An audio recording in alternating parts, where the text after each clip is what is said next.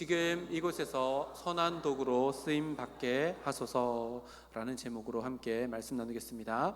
우리 오늘도 옆에 있는 분들 축복하며 인사할까요? 당신은 하나님의 기쁨입니다. 3분 이상 축복하겠습니다. 당신은 하나님의 기쁨입니다. 당신은 하나님의 기쁨입니다. 당신은 하나님의 기쁨입니다. 아멘. 우리 존재 자체가 하나님의 기쁨이지만 우리가 행하는 것도 하나님의 기쁨이 될 수 있도록 오늘 말씀 듣는 가운데 나를 빚으시는 그 하나님께 내 마음을 다 내어놓는 시간 되기를 주님의 이름으로 축복합니다. 지금 이곳에서 선한 도구로 쓰임받게 하소서라는 제목으로 입다 사사의 마지막 7번째 시간을 함께 나누려고 합니다. 입다의 마지막 아주 긴 여정의 오늘 마지막 마침표를 찍는 날인데요. 7절을 통해서 우리는 입다가 6년간 사사직을 감당했다는 것을 알 수 있습니다. 지난주에 잠깐 살펴봤던 것처럼 입다가 6년간 사사로 있는 동안에 성경은 그 기간이 평화를 가져왔다, 평화로웠다라고 기록하지 않습니다. 왜 그럴까요? 전쟁에서 승리한 이후에 입다의 어리석은 서원으로 말미암아 하나밖에 없는 자기 외동딸을 번제로 드렸기 때문에 그렇습니다. 돕당이라고 하는 변방에 살다가 미스바의 중심가에 들어왔지만 자신의 가문의 미래도 없어졌고 사랑하는 딸도 번제로 드렸기에 6년간의 사사직을 감당하는 시간들은 아픔의 시간이었고 상처의 시간이었습니다. 그런데요, 입다에게 이 6년간의 시간이 호락호락하지 않는 시간이었다는 것을 오늘 말씀에 있는 사건을 통해서 또다시 이야기합니다. 오늘 말씀은요, 입다가 자기의 딸을 2달 뒤에 번제로 드리고 난 이후에 일어난 사건인데요. 2달이 지났을까요? 에브라임 지파가 시비를 걸어옵니다. 시비를 걸어와서 너희가 왜 암몬 자손을 치러 갈 때에 나를 부르지 않았느냐라고 이렇게 시비를 겁니다. 이 장면을 가만히 보면요, 아마 그 역사의 데자뷰 같습니다. 왜냐하면요, 에브라임 이 족속이 기드온이 사사일 때도 똑같이 행동했었습니다. 기드온이 미디안을 치고 돌아왔을 때 또 에브라임이 와서 네가 왜 미디안을 치러 갈 때 우리를 부르지 않았느냐라고 하며 이렇게 시비를 걸어왔었습니다. 그때에는요, 기드온이 에브라임에게 외교력으로 그것을 말로 다 해결합니다. 왜 이러십니까? 당신의 족속은 우리 12지파 중에 가장 큰 형 아닙니까? 당신의 끝물포도가 우리의 만물포보다 더 좋은 당신이 우월한 족속이 아닙니까? 참으십시오 라고 해가지고 에브라임이 누를 누그러뜨리고 돌아가는 일이 있었습니다.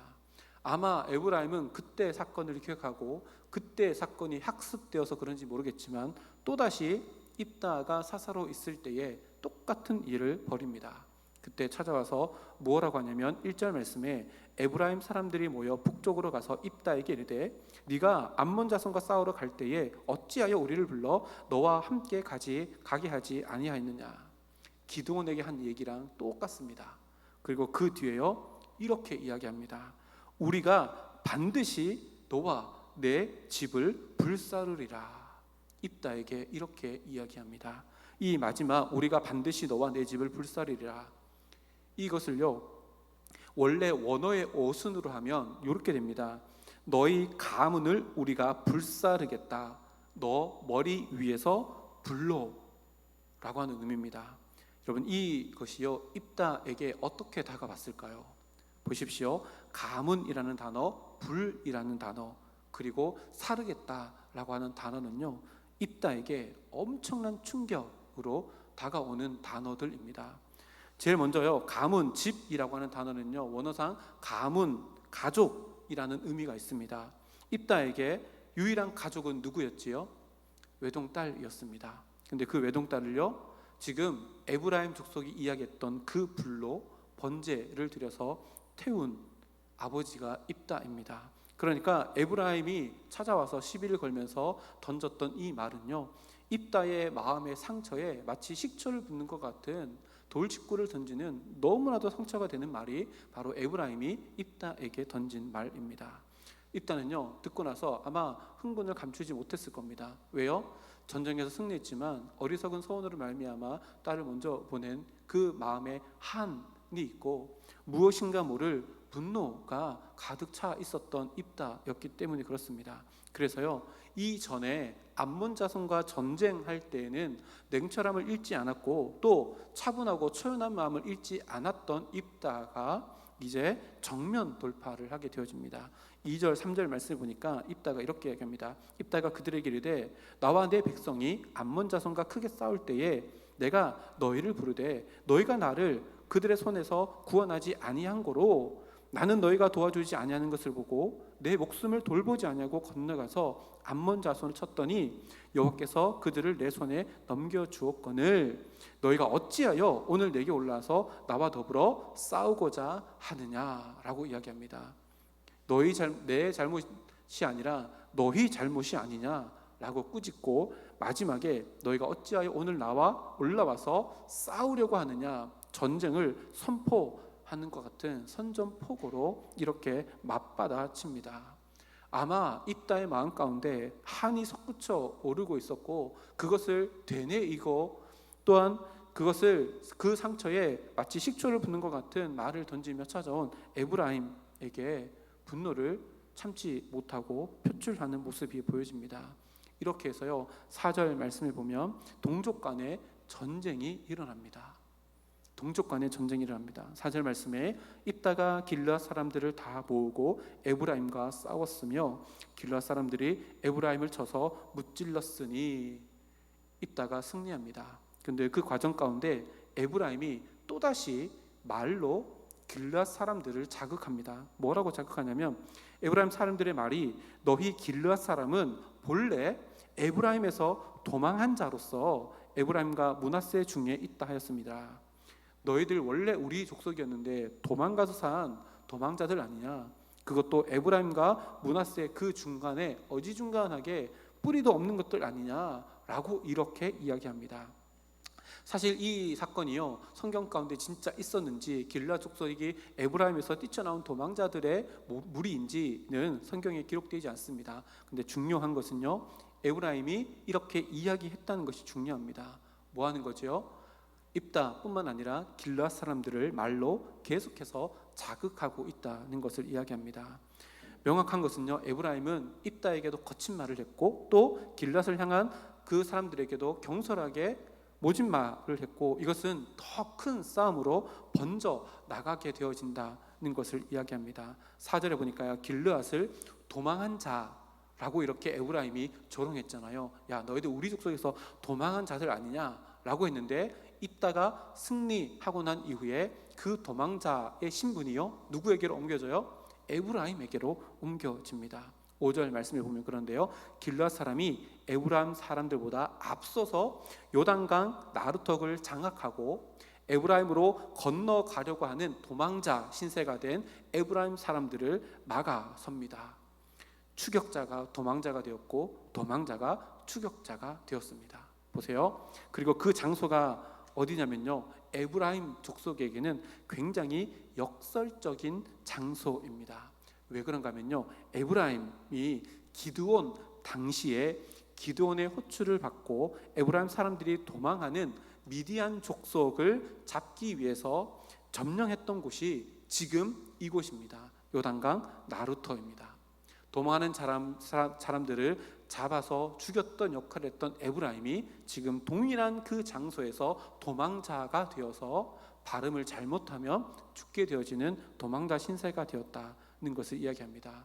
같은 장소입니다. 같은 장소이지만요 그전에는 추격자 있다가 지금은 도망자가 되었습니다. 이게 뭘 의미할까요? 이 사실은요 입다의 경우에도 마찬가지입니다. 비천한 신분 때문에요 길르앗 땅이 아니라 돕 땅에서 쫓겨나서 살았잖아요.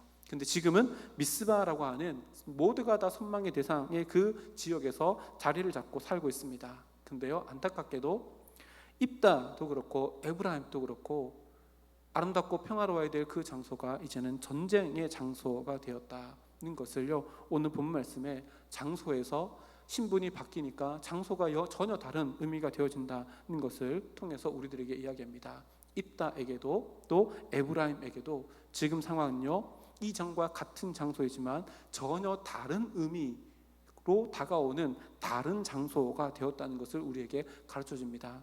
이런 의미에서 보면요, 중요한 것은요, 장소의 변화이기에 앞서서 그 장소에 있는 나의 신분이 어떠한 것인가가 되게 중요하다는 것을 알게 되어집니다. 컵에 물을 담으며 물컵, 주스를 담으면 주스를 담는 주스컵이 되는 것처럼요, 그 장소에 내가 어떠한 존재로 담겨져 있느냐에 따라서 그 장소는 완전히 다른 의미를 담고 있는 장소가 된다는 것을 우리가 입다와 에브라임의 모습을 통해서 보게 되어집니다. 에브라임은요, 원래 그곳은 도망하는 자들을 잡아서 승리했던 자리였지만 지금은 그 반대의 자리가 되었고요, 입다에게 미스바라고 하는 곳은요, 날마다 선망의 대상이었던 자리였지만 지금은 한이 서려진 자리가 되어져 있다는 것을 우리가 보게 되어집니다. 우리들에게도 그대로 적용해 볼까요? 나의 가정은 어떤 곳입니까? 나의 일터는 어떤 곳입니까?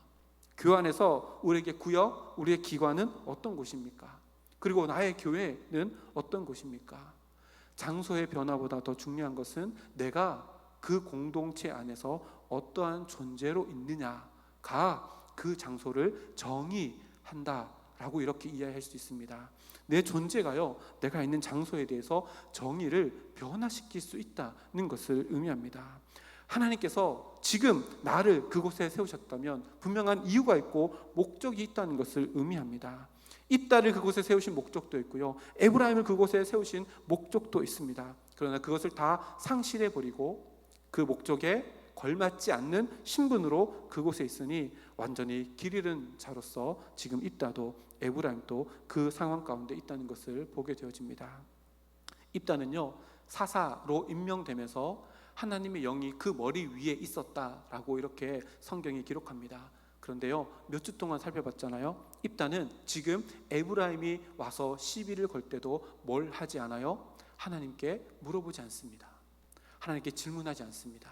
자기의 감정대로 자기 마음 가운데 쌓여 있었던 그 한을 품고 그대로 행동합니다. 그래서요, 한을 품은 자로 그것 가운데 있으니까 거기에는 어떤 자리가 되는 거예요? 한을 푸는 분노의 자리가 되는 겁니다. 근데요, 입다가요, 만약에 하나님과 교제하고 에브라임이 찾아왔을 때 하나님께 질문했더라면 하나님의 지혜로 아름답게 풀어가고 동족 간의 싸움이 아니라 동족과 아름다운 화해와 더 큰 연대를 만들 수 있는 하나님의 역사를 세워나가는 장소가 되었을 겁니다. 그래서요, 명실공히 하나님의 사사로서 등극할 수 있는 자리가 되었을 것입니다. 근데요, 그렇게 하지 못했다라고 오늘 성경은 우리들에게 이야기합니다. 그래서 이들이 상실한 것이 무엇일까요? 생각해 보십시오. 왜 지금 내가 여기에 있는가? 라고 하는 질문에 대한 하나님의 주권적 섭리 안에서의 대답을 상실해버리고 살아가는 입다와 에브라임의 모습을 우리는 발견합니다. 제가 늘 얘기했잖아요. 질문이 없으면요, 답이 없습니다. 질문 안 하는데 답이 어떻게 있어요?